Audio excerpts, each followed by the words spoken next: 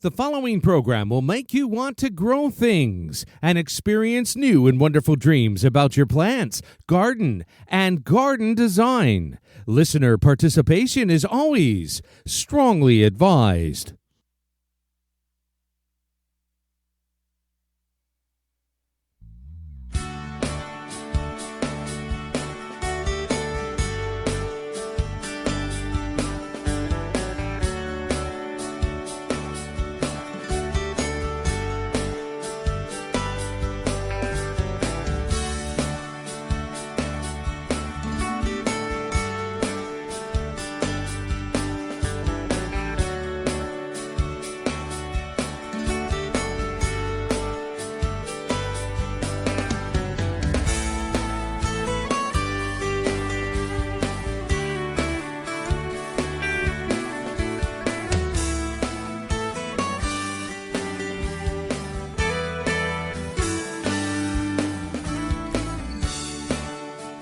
Good evening and welcome to Down the Garden Path with your hosts, Joanne Shaw and Matthew Dressing, right here on Reality Radio 101.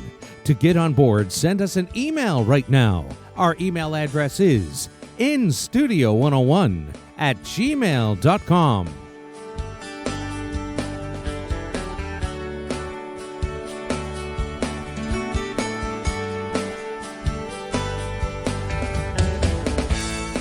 And now, right to your hosts of Down the Garden Path, Joanne Shaw and Matthew Dressing. Thank you very much, and welcome everyone to Down the Garden Path. Another episode here where we discuss down-to-earth tips and advice for your plants, gardens, and landscapes. As landscape designers and gardeners, we think it is important and possible to have great gardens that are low maintenance, and we want to help you make it happen. I'm Joanne Shaw, landscape designer and owner of Down to Earth Landscape Design for the past 11 years. It is currently a design-only business here east of the GTA. With me is my co-host, Matthew Dressing. Welcome, Matthew. Welcome, Joanne. Good evening, everyone. I am Matthew Dressing, horticulturist and landscape designer and owner of Natural Affinity Designs. Natural Affinity is a landscape design and garden maintenance firm servicing Toronto and the eastern GTA. Joanne and I enjoy doing Down the Garden Path, each week bringing you interesting, relevant, and helpful topics to help you achieve a great garden. We learn right along with you, from each other, from our research, and from the guests that join us here on the show. And as always, we welcome your questions via social media and emails.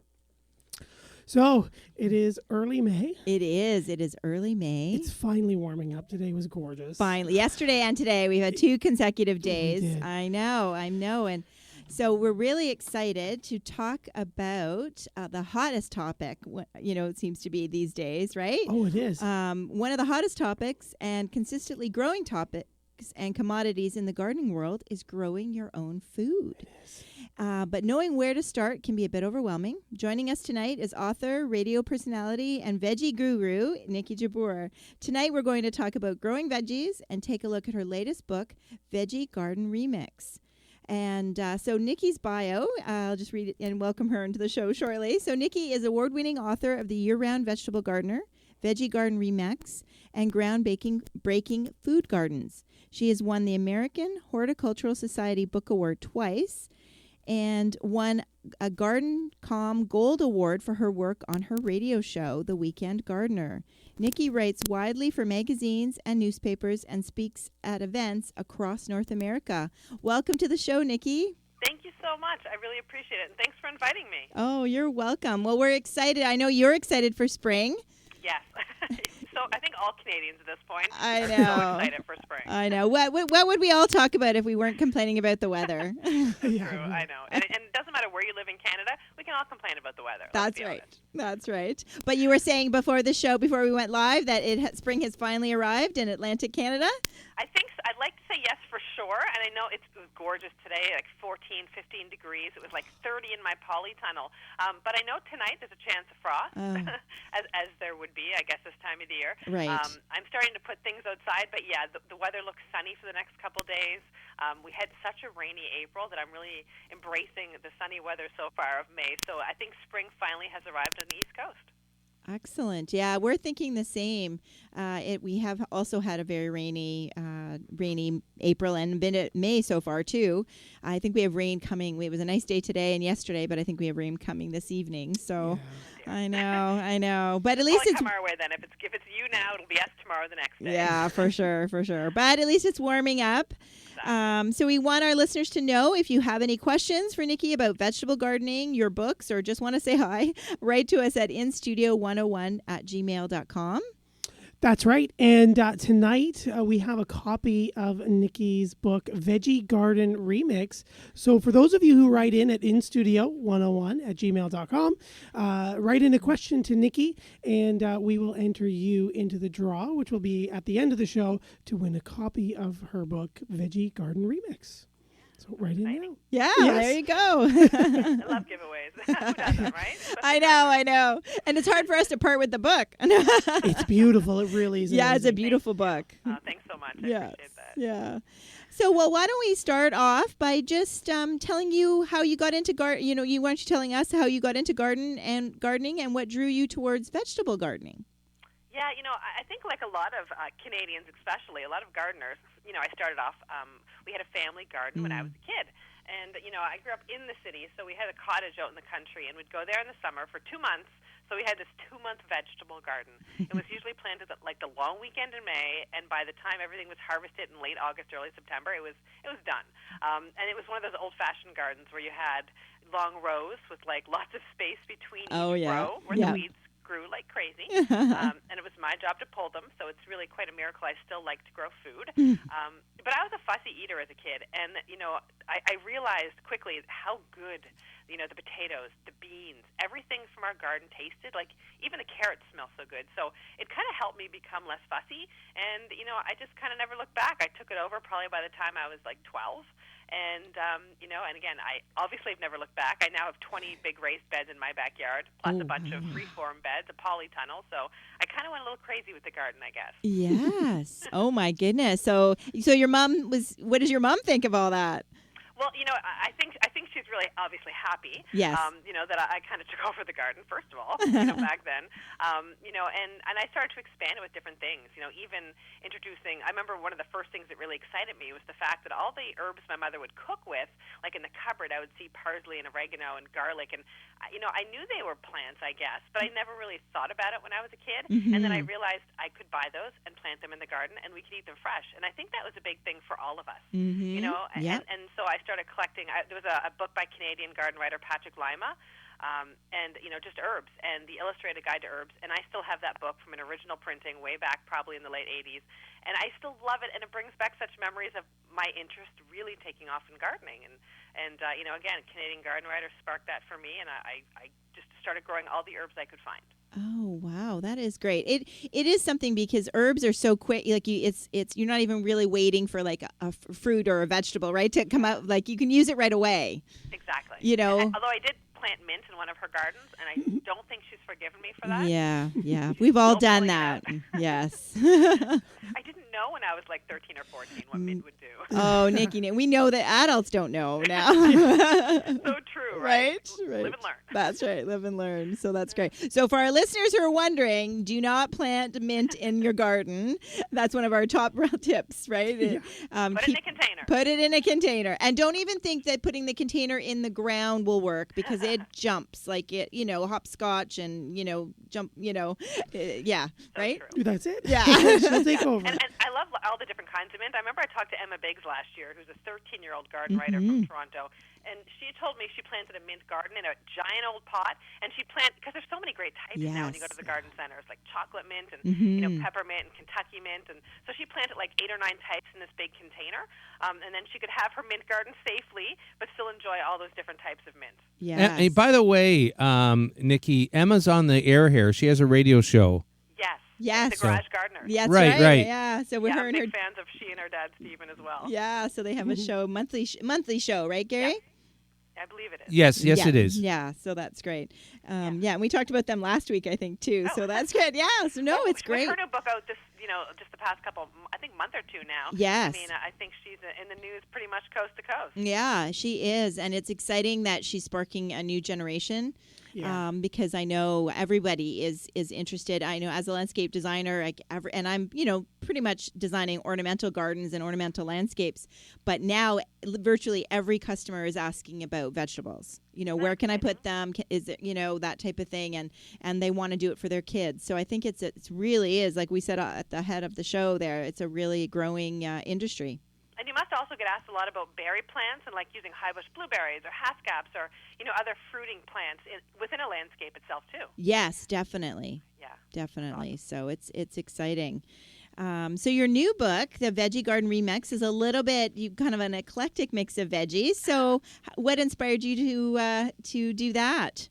Well, I know we talked about my mother, and this one actually was inspired by my mother-in-law. Excellent. And she is this delightful woman who came from a little village in the mountains outside Beirut in Lebanon.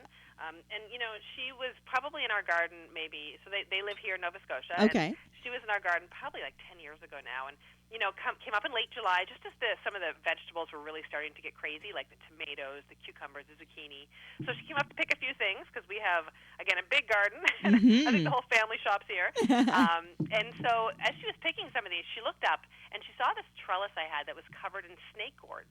And I always grew these because my kids love them. They're just cool. They can grow 4 or 5 feet long, and we dry them for crafts. I take them, to the schools to show the different kids the different fun gourds we grow. And she told me that she knew this as an edible vegetable called kukuza. And I was like, it's just a snake gourd, right? But yes. At that point, they were only about a foot long. They were just still quite immature. So she picked some. She cooked up this amazing meal for us.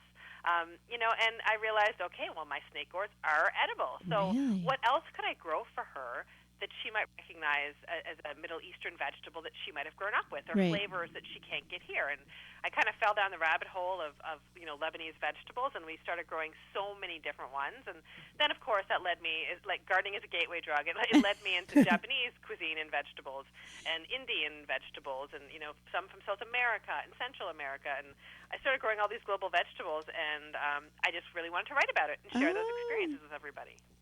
That's great. I love that gardening is a gateway drug. I love that. It's a little dangerous for some of us. Oh, for sure, right? Even now I'm going to garden centers every weekend, and it's still not really spring yet. You know what I mean? It's just started, but I'm buying more plants than I need because I grow most of my own. But I see them, and I must have them. Yes, for sure. Yeah, I literally try not to go because of that, right? You're probably smart. Yeah. But I just can't resist the lure of the garden center. Oh, that's good. That's good. So when we talk about the veggies that you're, these more unusual varieties, are they mostly, because what zone are you in Nova Scotia? I'm zone 5B. Okay, which is the same. We had a listener last week who was from where was she from? New Brunswick. New Brunswick. Yes, she was 5B, and we're here, east of the GTA in Ontario, and we're also 5B. Okay. Yeah, so, it's all pretty similar. And let's be honest, our summers the past couple of years, we used to have a couple days above 30 in the summer. You get that heat wave. Yeah. Last summer, I think there were 40 days above 30. So, times are changing. But even so, all the vegetables I started to experiment with, some of them didn't thrive here. Some of the really heat-loving melons and some of the Thai-type peppers.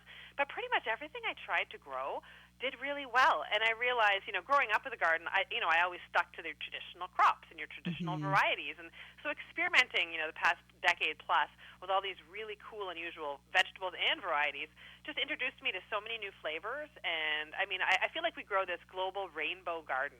And it's so much fun because everybody comes to the garden and they want to see cucumbers, they want to see gherkins, they want to see the black tomatoes. They want to see all the cool stuff because that's what really piques the interest. And it doesn't matter if you're 5 years old or 90.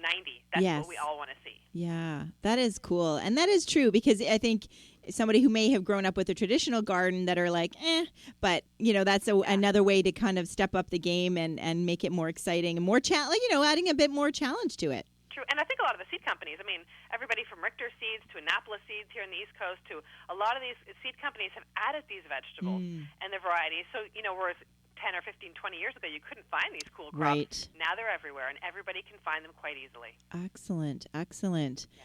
So we do have a couple of questions. Oh, Olga, has written in, and she says she's a big fan of Niki's, and she just wanted to say hello. Thank you, Olga. Hello to you, too. I wish you a happy gardening season. Yes.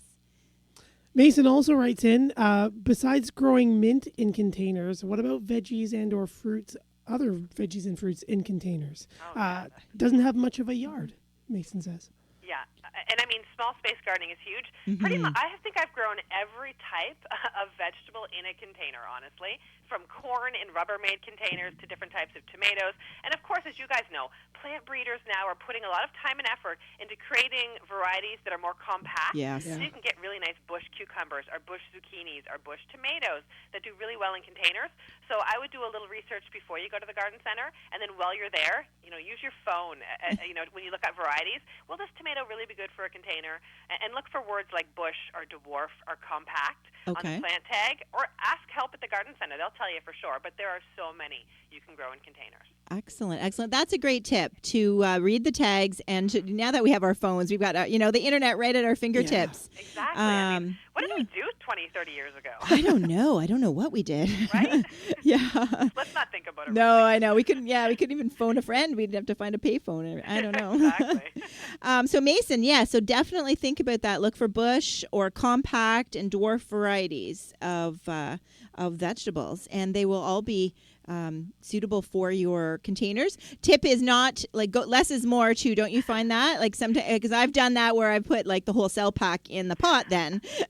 That is true. And, a bigger is better as well when it comes to containers, because the larger volume of soil you have, the less frequently you'll need to water it, because it'll hold water better. And when I do plant out my containers, it's 2/3 potting mix in 1/3 compost. And I mix that in my containers with a little bit of slow-release organic fertilizer. Okay. And then I know my plants are pretty much set for the whole season, but the bigger containers mean you just don't have to water as often, which is really good for people that are busy. Right, for sure. And those hot days, like you said, right? I mean, because then if the pot is too small, you're literally watering it twice a day. Yeah, exactly. And I don't want to be watering twice a day. No. And for some vegetables like tomatoes, if you have tomatoes in smaller pots and they wilt, every time your tomato wilts, you're increasing your chance of getting a disease like blossom end rot, which is what causes those large kind of leathery patches in the bottom of your tomato. So you don't want that. So you want to stay on top of watering in a container. The bigger it is, the less you'll have to get out that water hose. Yes, yeah. And they will get bigger than you think, because I know that's why I said. So, it might look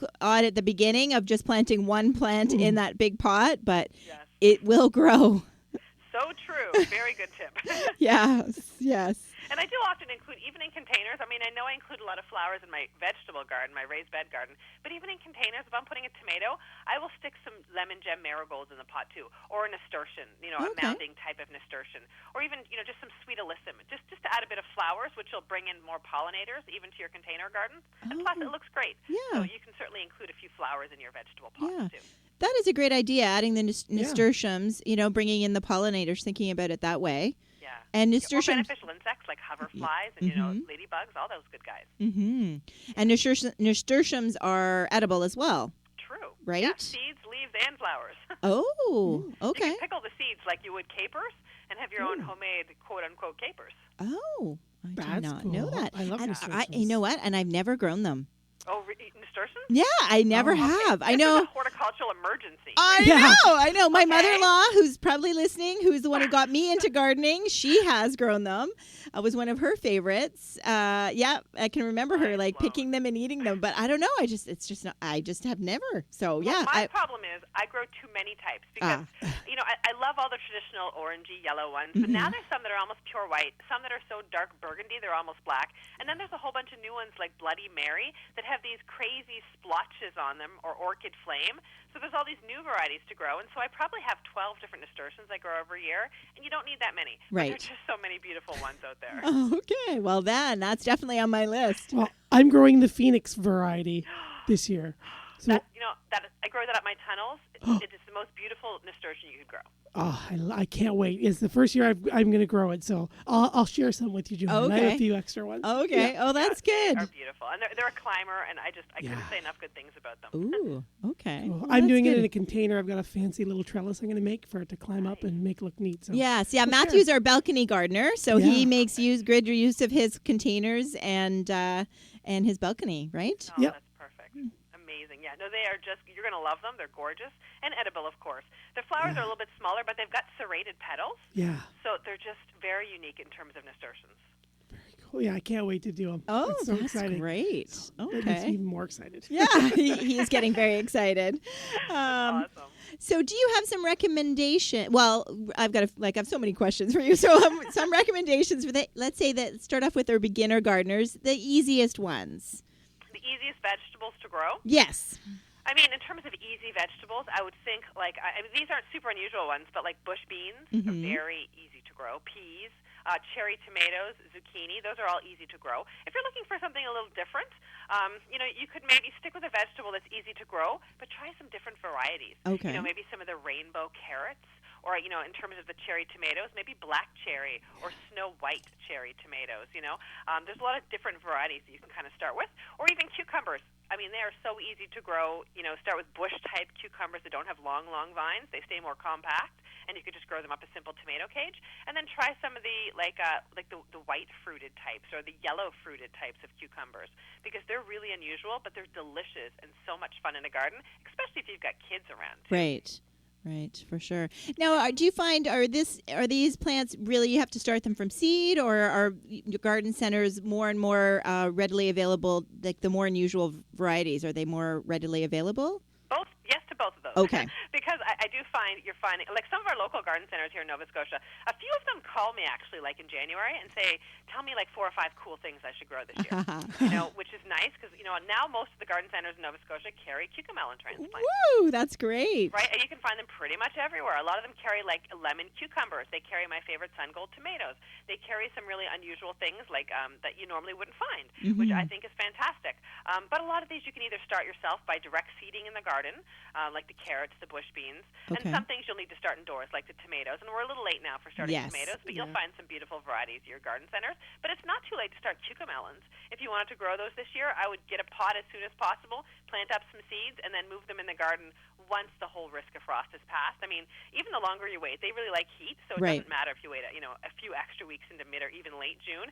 They will take off once that temperature gets warm, and they'll just go crazy in your garden. Okay, and I have noticed that growers here, garden centers, are starting to sell cucamelons. Yes, that's exciting. Yeah, so that is exciting. We did try those a couple years ago, and we didn't have a lot of luck, but I'm dying to. I would like to try them again. So yeah, you definitely want to give them a nice sunny spot. Okay. And I do work some organic matter into my soil beforehand. Every Mother's Day, my husband gets me a truckload of manure. It's the most romantic gift you could give a girl, really. That's right. Absolutely. So I work some of that in. And then, I do wait. Like, normally I plant things, after the last frost. And if we get cool weather, I'll keep row covers handy. But I do give the cucamelons an extra week or two because they really like it warm. So the biggest mistake people make is planting them out too early. And we all want to do that. We all want to rush it into the garden.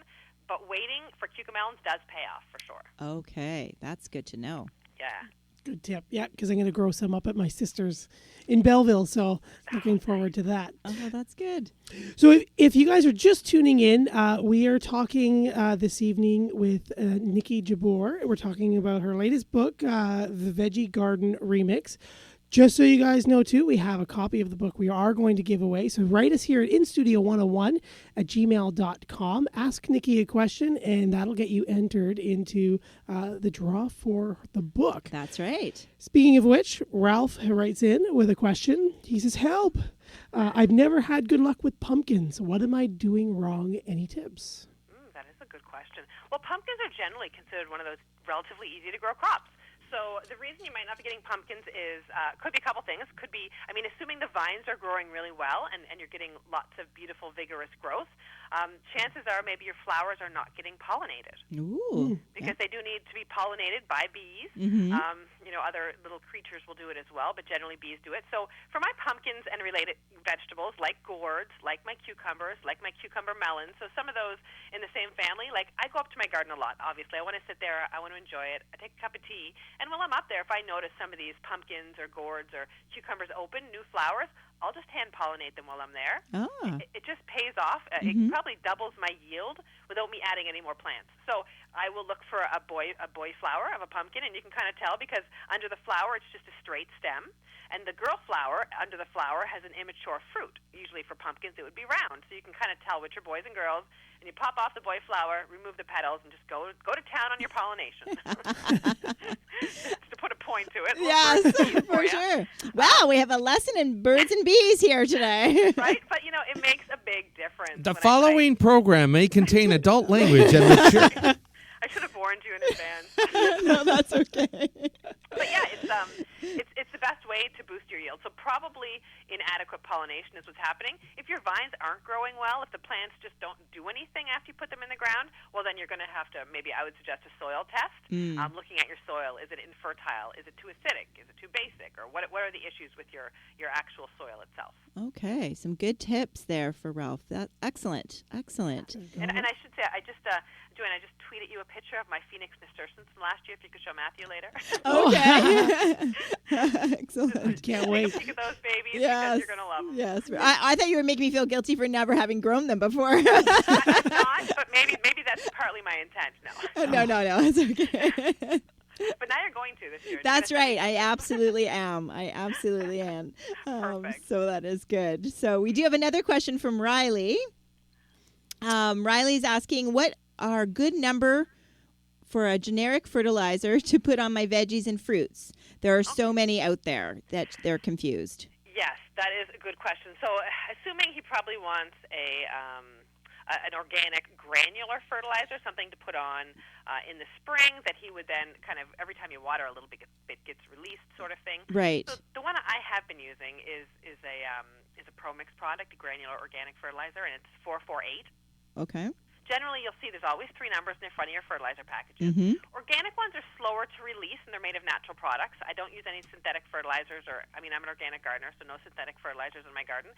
They give plants a quick rush of nutrients, but I like to give them a slow and steady feed. Plus, organic fertilizers, they don't build up soluble salts in the soil, and they actually do build your soil up. So they do help the whole soil food web. So I do use organic ones, and 448 is generally what I use.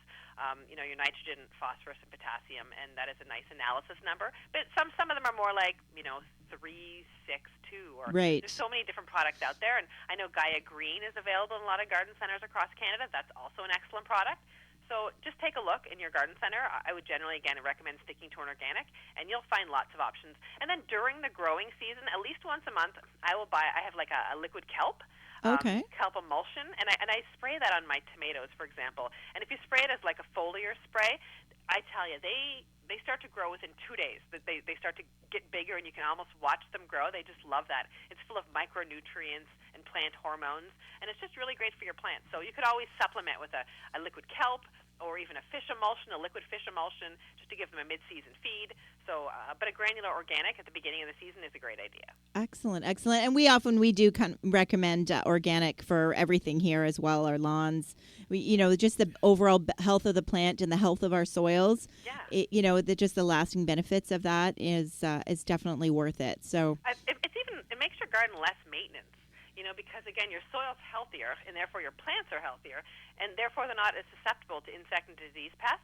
In my experience in my own garden, since I started going completely organic, which has been about 20 years now, which I cut out synthetic fertilizers, and I use all those flowers to attract beneficial insects, and I create habitat for some of these good creatures.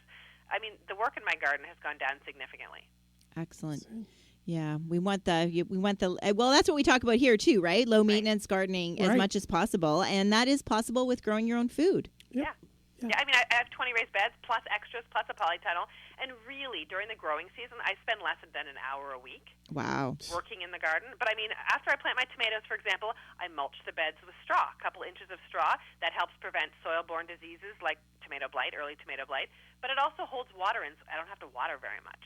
So I do find mulching makes a big difference, and it also, prevents weed growth. So mulching your vegetables is an easy way to reduce maintenance in the food garden. Excellent. Now, do you have any irrigation at all? No, just me. Just you? Just me and a hose, honestly. And, I mean, I have 20 raised beds. and I mean, I think it would be really expensive to put an irrigation system in. Yes. I am thinking of running a few soaker hoses in my polytunnel, for my summer crops of tomatoes and cucumbers and things like that. But we'll see how it goes. For now, I'm still relying on myself. On yourself, right? And obviously not taking a 3-week vacation in the middle of August. I know. It's a bit of a worry because, you do have to water almost every day pretty much. And I do have roll-up sides, so I have great ventilation, which is fantastic. But, yeah, and watering is an art, as you guys know. Yeah. So, I mean, just to get like a neighbor kid to come and water for me, which I've done before, doesn't work as well as you think. Yes. So you have to know how deeply to water, how long to water. Don't water the leaves if you can help it. All these little things. Yes, for sure. You have to train them. Train them young, but exactly. And my kids were not well trained. I'm sorry. Yeah. I just screwed that up completely. And it's just one more thing we're asking them to do, right? Yeah, so you know what true. I mean? Like Yeah. it doesn't My work. son moves manure, but he's not going to be out there watering for me. Oh well, hey, if you can get him to move the manure, then that's his Mother's Day gift, right? Exactly. Best gift you could ask for. That's right. So you mentioned some good ones to grow. So is there anything that may be not easy to grow but worth growing that you think that everybody should try? I know we talked about cucamelons, but is there something else that you think our listeners should look for? I mean, there's a lot of great greens. Like, I am such a fan of salad greens. And I think if people eat a lot of salads in their day-to-day lives, this is where they can save money. Yes. Because growing your own greens, a lot of things from leaf lettuce to arugula to spinach, they're super fast to grow. They're relatively easy to grow. They don't have a lot of pest problems and disease problems. I mean, you have to look out for slugs and flea beetles, but generally speaking, they're easy to grow in garden beds and containers. And there's a lot of different ones. So like certain ones like Tokyo Bicana is an Asian green, and it's a bit unusual, but it's really quite, it's not that difficult to grow, but, and more seed companies are carrying it now, but some of these are really good. And they're replacing like lettuce in my salads. So I would definitely try some of those. One that maybe is a little more difficult to grow, or certain ones that are more difficult to grow, I would think like eggplants and peppers are slightly more difficult than tomatoes, for example. They really need the heat. They don't grow quite as quickly. So you do have to make sure either mulch or watch out for weeds underneath them. And you want to harvest them at the right time. So those are some ones that I think a lot of people are a little shy about, especially when you're trying unusual varieties. Right. And then things like burr gherkins, Jamaican burr gherkins, they're called West African burr gherkins. But this is such a good one, and it's just a funny little crop. The first year I grew it, totally failed on me. I thought, okay, I obviously I don't have a good enough climate. But I tried it again next year, the next year, because I had more seed, and it went 25 feet in like every direction. Wow. And hundreds of these fruits. So it started off as a hard one for me, but I realized I just not watered the seedlings enough, or just something went wrong, and I tried it again. And it's got these funny, bumpy little fruits that you pick when they're the size of like a chicken egg, and they taste kind of like a cucumber, but they're so good. They're never bitter, and the plants are not bothered by cucumber beetles. Oh, so it's kind of like a okay. magic plant. So that's a fun one to grow, especially again if you have kids.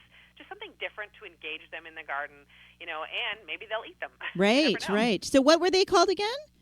Burr gherkins. Okay. B-U-R-R, burr gherkins. Really gherkins. easy to grow, and I've been growing them ever since. So, and actually, I seeded mine about 3 days ago, and I noticed this morning they popped up in their little seed trays under the grow lights. Oh my goodness, that is great. Now, do you think you could direct sow those into the garden?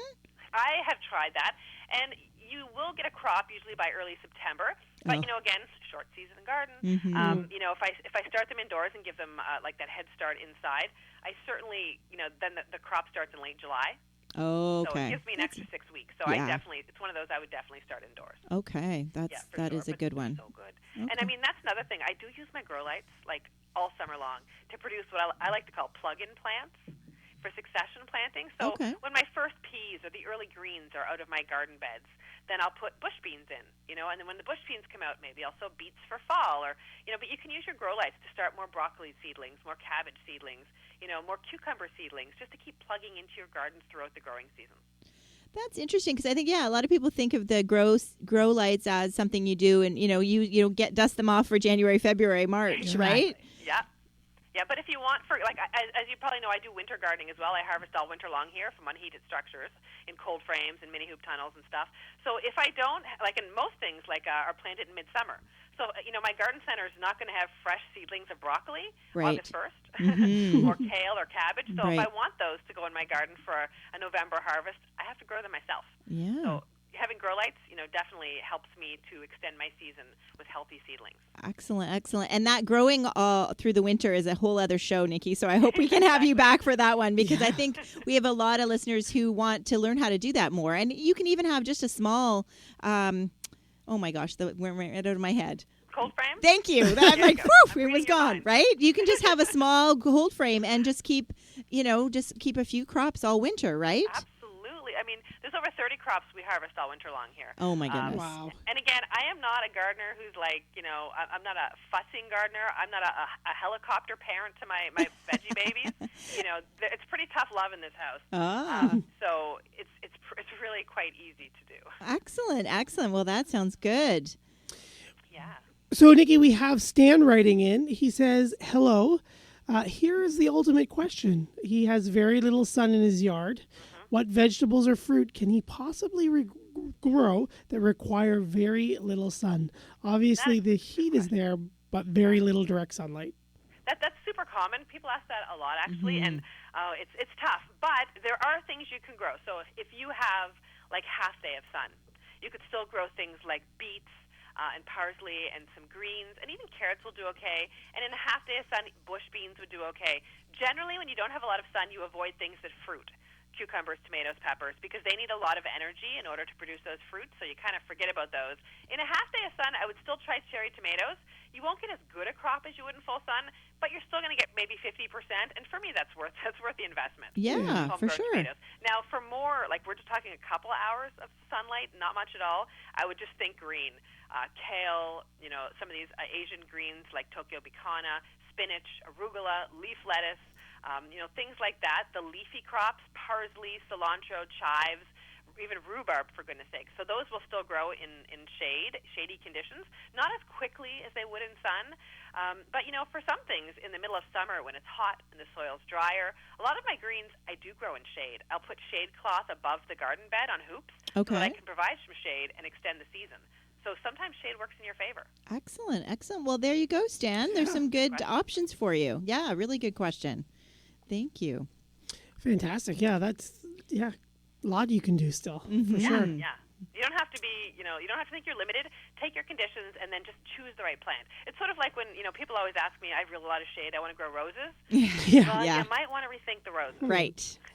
Because you're going to be fighting to keep them healthy their whole life, and that's just not going to make you happy.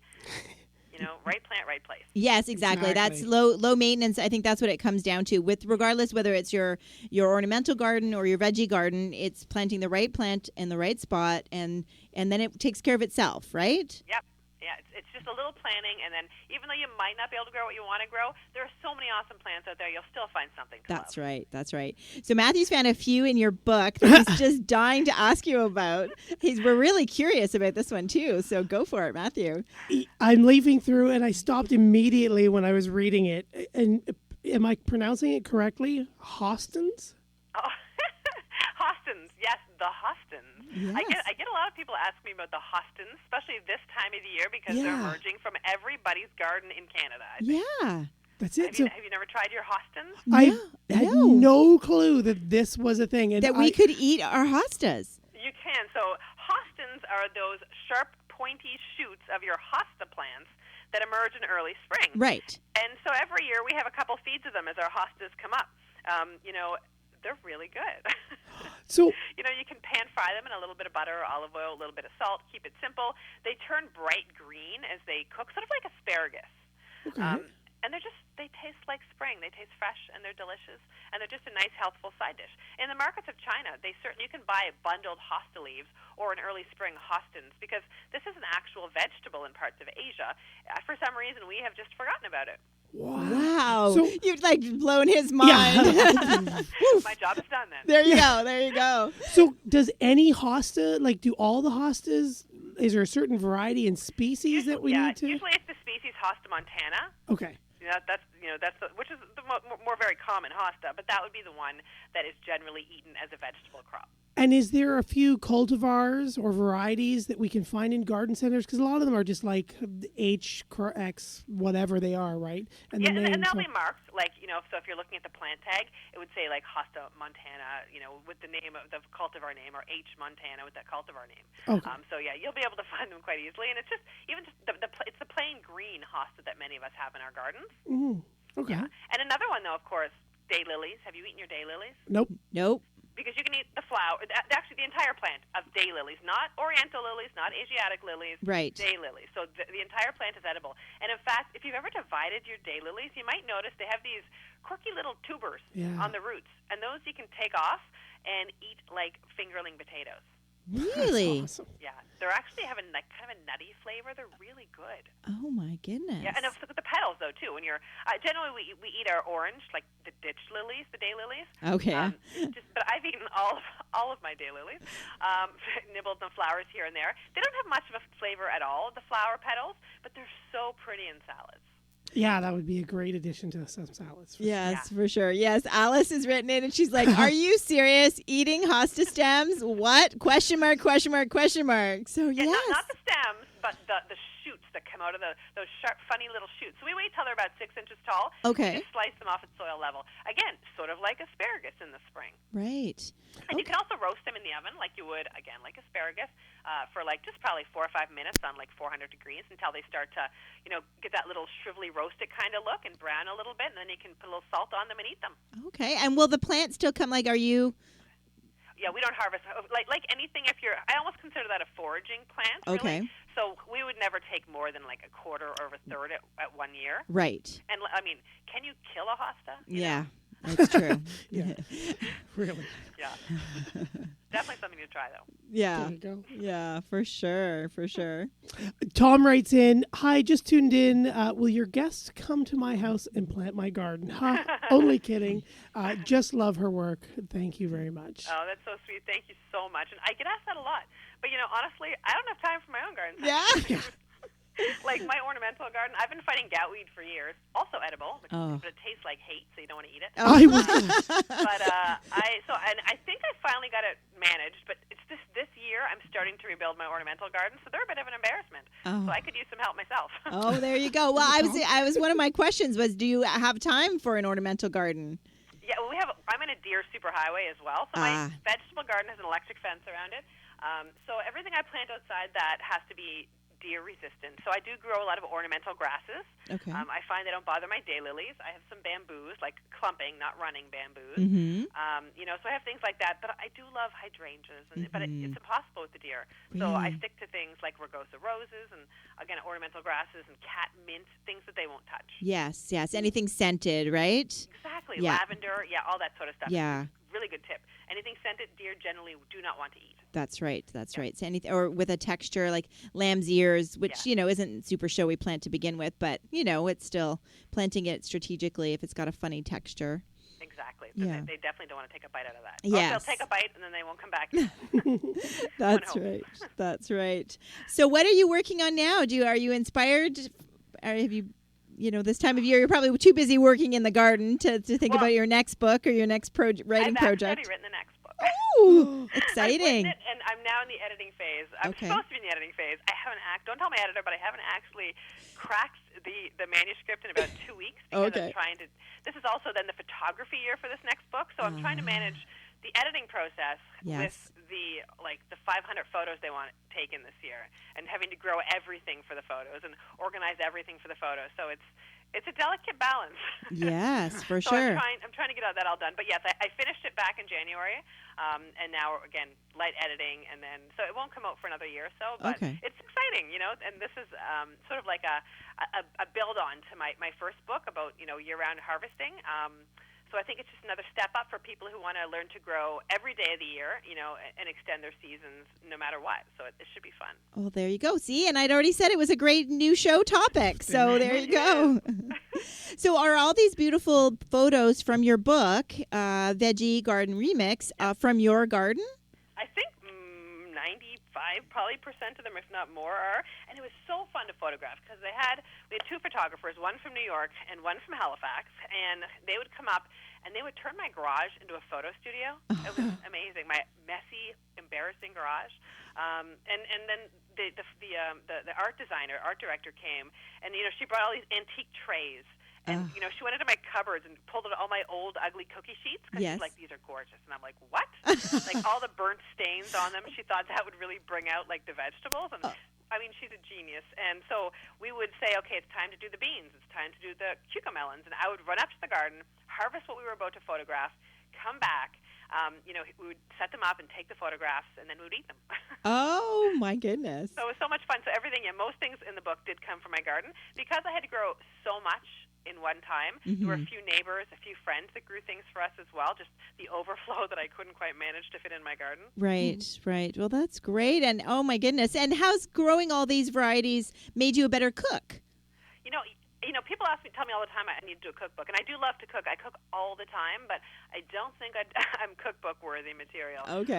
But yeah, I mean, having all these fresh ingredients all the time, I mean, sometimes I'm just like, I can't believe we're eating such wonderful vegetables. It's really awesome, and it's great to be able to share them with family and friends. And if we do grow too much of one thing, which doesn't happen too often because I tend to grow a lot of a lot of things. Okay. So it's more manageable. But if I do have a bumper crop one year, anything extra goes right to the food bank down the road.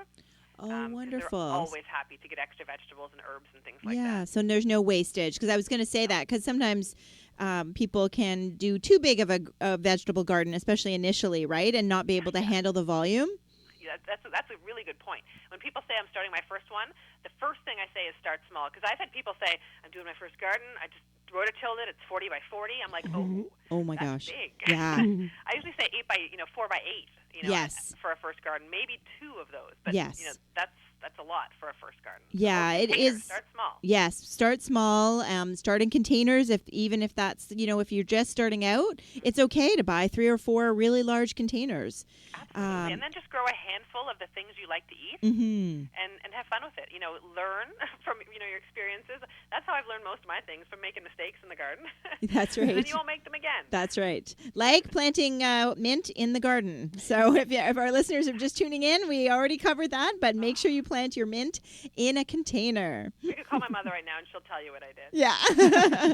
Sorry, Mom. I know it's everywhere. I just didn't know that mint spread like that. Yes. Oh, it's unbelievable. So it smells good though when you walk on it. Yes. Yeah, it does.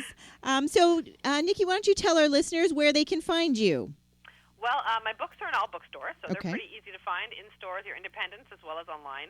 And I am online at my website, savvygardening.com, as well as, of course, on Facebook, Twitter, and Instagram. And my handle on each of those is just at Niki Jabbour. I really love, I've really kind of embraced Instagram. I was kind of late to the game, but I mean, for gardeners, it's such a good platform to see photos of other people's gardens and vegetables and what they're doing and get inspired. And so I do share a lot of pictures from my gardens and all the adventures I'm having. Excellent. And you have your own radio show as well? I do, every Sunday from 11 to 1 Atlantic time, 10 to noon Eastern time on News 95.7. And we do air live online as well as on our local stations here and on the East Coast.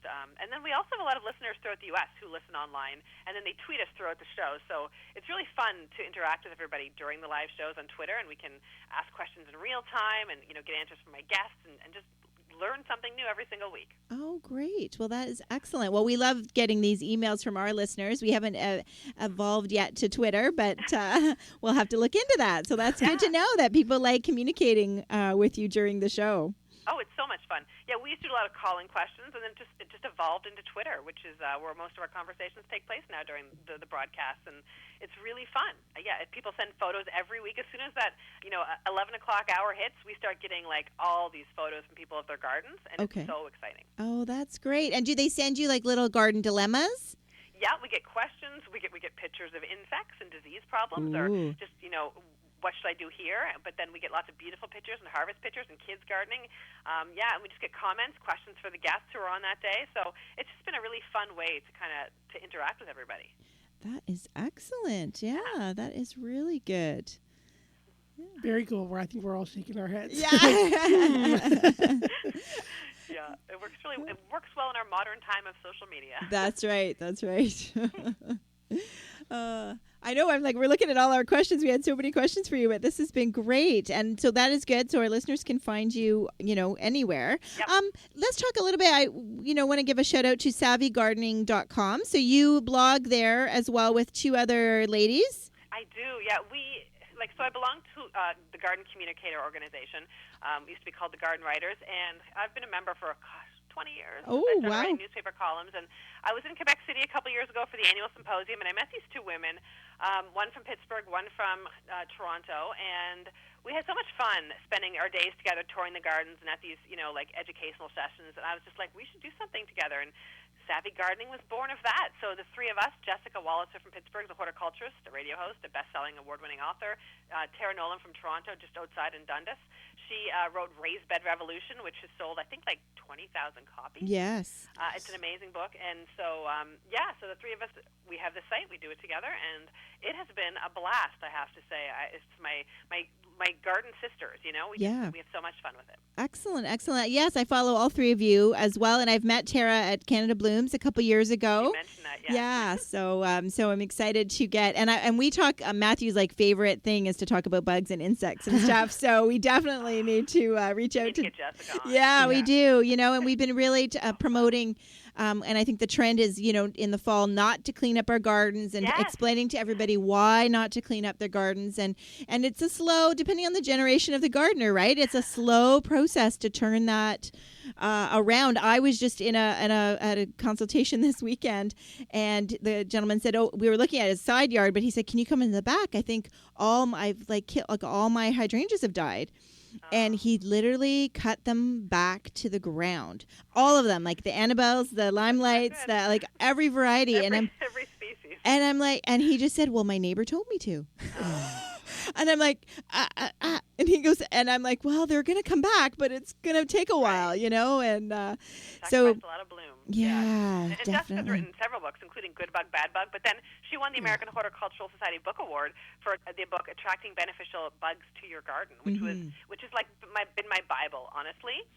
For transforming my food garden into this pollinator, beneficial, insect-friendly food garden. So, yeah, she's very inspiring. Oh, that's excellent. And that is something that everybody should think about, is the pollinators for your vegetable, well, for all your gardens, but, planting a plant or two. And that has been a big, I think, also reason a lot of people are getting into gardening, is because they want to plant for the bees and they want to plant for the butterflies.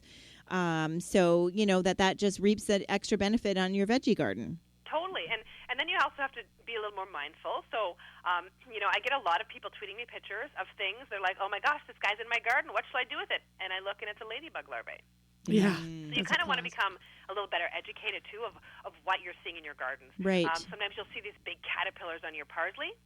Those are swallowtail butterfly larvae. Yes. That's a good thing. I don't mind if they want to eat some of my parsley. I will share. That's right. So, a lot of people still think, oh, I should reach for my soap, my insecticidal soap bottle. There's bugs on my plants. But sometimes those bugs are good. And really 95% or more of the bugs in your garden are either beneficial or neutral. They're not doing anything. So that's right. We just have to have a different mindset about them. Mm-hmm. And I've read, too, if you don't have bugs in your garden, then you're doing something wrong. That's a good way to I like that. Right? Because it's not, because, our gardens are living. Like, the soil's living. We need worms. We need those soil-bound insects. Yep. We need things like that. So as I was turning over one of my vegetable beds this afternoon, it was so nice outside. I'm like, I'm going to stop working and go up and work in the garden. And I turned over some soil, and there were 10 worms, and I was so excited. Mm-hmm. Even in my polytunnel, I get these ground-dwelling wolf spiders or ground beetles from time to time I see, and I don't mind them at all because I know they're not going to bite me, but they're really good for keeping different types of pests down. Mm-hmm. So, yeah, you just have to, I think, have a new mindset when it comes to insects. That's right. Excellent. Well, we're really excited. Thank you so much for joining us, Niki. And we're really excited. We're going to do the little draw right now. Do you want to do the drum roll as our giveaway for Niki's latest book, Veggie Garden Remix? So let's. Is it Matthew? Is Matthew the winner? No, I know. It is not. It is actually Olga. Oh, Olga. congratulations, Olga. I hope you like it. Yeah, that is great. So, Gary, Olga, if hopefully you're still listening, Gary will send you an email and get your information. And our station manager here on Reality Radio, and we will get this book out to you. So we're really thank you so much, Niki, for inspiring all of us. And so following you on social media, please everybody look her up, and we're looking forward to watching how your garden grows this season. And I'll definitely tweet you some pictures and Instagram you some pictures of my nasturtiums that I'm going to grow. Yes. I cannot wait. I'm going to hold you that. I want to see Matthew's Phoenix nasturtiums. There I was you going to say, go. I'll send you some Thank pictures. you guys. Yeah. It's a delight. So all much right. fun. Well, we'll talk soon. Sounds good. Take Okay. care, guys. Bye-bye. Thanks, Nikki. Bye-bye. Bye. Wow, it's really got me inspired. How about Yes. you? Oh, yeah. Yep. I just can't wait for those nasturtiums now. And there's so many fantastic things. If you haven't seen this book, you've got to get out there Yes. and take a look. It is so inspiring. Yeah, I have no words. It was definitely. And fantastic. think about it. So when you're at the garden center this May long weekend, Yeah. all of us across Canada and the U.S., look for something unusual. Look for, like she said, take your phone with you. Check out, something unusual. See what it's growing. It is late to start seeds, but I'm sure there's lots of garden centers that are growing, the black tomatoes, some, Yeah. unusual varieties, the bush bean, for container growers, look for the cherry tomatoes, like an unusual variety. Yeah. Dare to be inspired. Try something new. I'm growing indigo rose black cherry tomatoes. Excellent. I Excellent. can't wait. It's exciting. And last year you did the purple. Didn't you try different funky potatoes last year? Yeah, and I'm going to do them again. Russian blue Okay. is the variety. And you cut them open, and they are just rich, royal, juicy purple potatoes. And they're Very just cool. super fun to make into mashed potatoes and have that lavender purple color Yes. on the plate. It's fantastic. Yeah, so go out there and do some really neat stuff. There's lots to grow, and Nikki's living Yeah, proof. that for sure. So much fun. And even looking for those gourds, I think that would be fun too. Yes. Yes, Yeah. for sure. So we want to thank everybody for listening once again to us here at Down the Garden Path here on Reality Radio 101. Matthew? Yeah, thank you, Mason, Olga, Ralph, Riley, Stan, Tom, and Alice for writing in questions. For Niki, thanks again, Niki, for joining us here on the show. Gary for producing it, and all the listeners who tuned in this evening. And we always enjoy bringing this show to you. Yes, we do. We do. And we will see you next week. That's it. We will see you next week. And don't forget to like us on your favorite podcast provider. Catch up on past episodes. That's right. Don't forget, we'll release this show as a podcast in the next week. So check us out, Down the Garden Path, on your favorite podcast app. And thanks again for joining us here on Reality Radio 101, Down the Garden Path. And we'll see you next week. Bye.